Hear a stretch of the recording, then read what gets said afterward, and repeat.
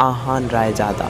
यह नाम सुनते ही ऐसा लगता है जैसे वह भारत के टॉप बिजनेस परिवारों के वारिसों में से एक होगा, लेकिन जिस रायजादा की हम बात कर रहे हैं उसकी हर हरकत में बेबसी झलकती है। वह सच में एक करोड़पति बिजनेस फैमिली का दामाद तो है, लेकिन नौकर तक यह कहते हैं कि अगर पैसों की ज़रूरत हो तो बता देना, तुम्हारी यह गरीबी देखी नहीं जाती। वैसे तो ऐसे अमीर घरानों के दामाद महंगी गाड़ियों में सड़कों पर घूमते हैं, लेकिन आहान की जिंदगी में 3 चीजें आम थीं। पहली अपमान, दूसरी गहरा अपमान, तीसरी चरम सीमा का अपमान। और हाँ, कभी कभी जब वह किसी अमीर आदमी को अपनी पत्नी को महंगे होटल में खाना खिलाते हुए देखता तो खुद से कहता, एक दिन मेरा भी वक्त आएगा जब मैं भी अपनी पत्नी शनाया को शाही अंदाज में किसी महंगे होटल में खिलाऊंगा। जब वह मुझे गले लगाएगी और एक रोमांटिक कैंडल लाइट डिनर के बाद मेरे साथ डांस करेगी तो वहाँ बैठे सारे अमीर लोग कांप उठेंगे। तभी अचानक उसका मोबाइल बज उठा।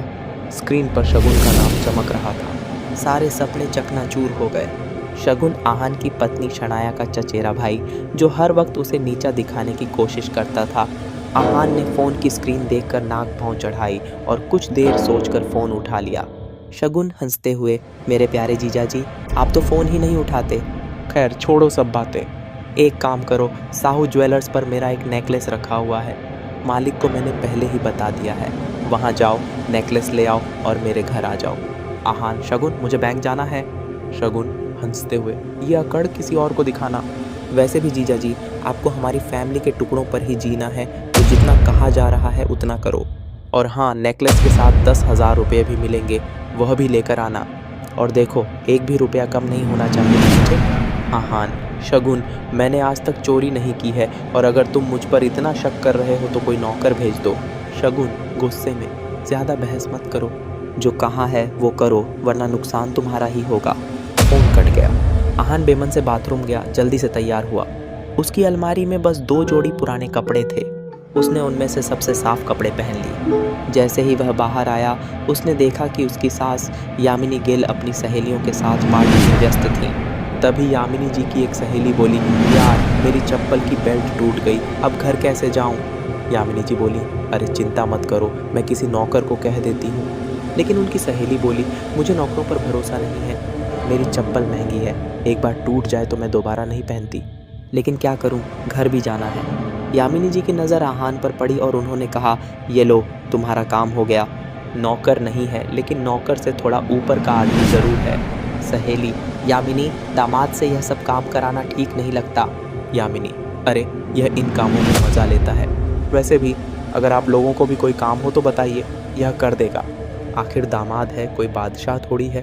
यह बातें सीधे आहान के दिल में चुभ गईं, लेकिन अब उसे इन सब की आदत हो गई थी। उसे याद आया कि आज उसका जन्मदिन था, लेकिन इस बात को बस वह खुद ही याद कर रहा था, किसी और को इसकी कोई परवाह नहीं थी। तभी उसके फ़ोन पर शनाया का मैसेज आया। उसे पढ़ते ही आहान के चेहरे पर मुस्कान आ गई। आज पहली बार शनाया ने उसे अपने ऑफिस बुलाया था। आहान के लिए शनाया ही उसकी पूरी दुनिया थी। रास्ते में उसने एक फूलों की दुकान देखी। उसने अपनी जेब से 500 रुपये निकाले और सोचा, माँ और शगुन के काम को बाद में देख लूँगा, अभी तो बस शनाया के लिए फूल लेना है।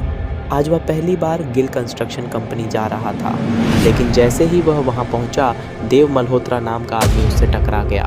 देव गुस्से में, अबे देखकर नहीं चल सकता क्या, तू कौन है? शायद देव मल्होत्रा ने उसे उसकी फटी पुरानी हालत की वजह से ऑफिस बॉय समझ लिया था। उसने ज़मीन पर गिरे बुके को अपने पैरों से कुचल दिया और वहाँ से चला गया। आहान ने सिर झुकाया और बस उस कुचले हुए फूलों को देखता रह गया। शनाया यह सब अंदर से देख रही थी। आहान ने जब शनाया की तरफ देखा तो सारी बेइज्जती भूलकर उसके केबिन की ओर बढ़ा, लेकिन जैसे ही वह अंदर पहुंचा, शनाया ने गुस्से में चिल्लाकर कहा, दूर हटो मुझसे, तुमने मेरी ज़िंदगी नरक बना दी है।